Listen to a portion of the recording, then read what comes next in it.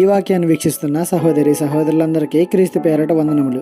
ఈరోజు వాక్యం ద్వారా దేవుడు మనతో చెబుతున్న మాట, నా నాలుక నీ నీతిని గూర్చియు నీ కీర్తిని గూర్చియు దినమెల్లా సల్లాపములు చేయను. కీర్తన గ్రంథము 35వ అధ్యాయం 28వ వచనం.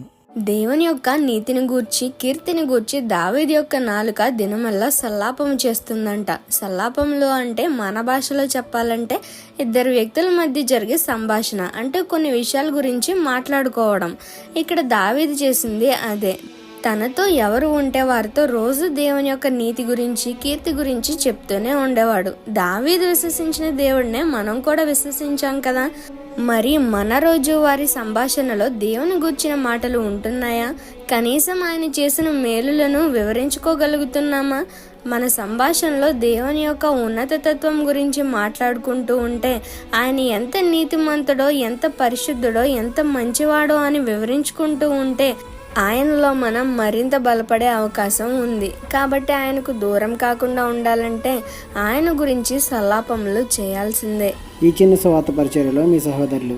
God bless you. ఆమేన్.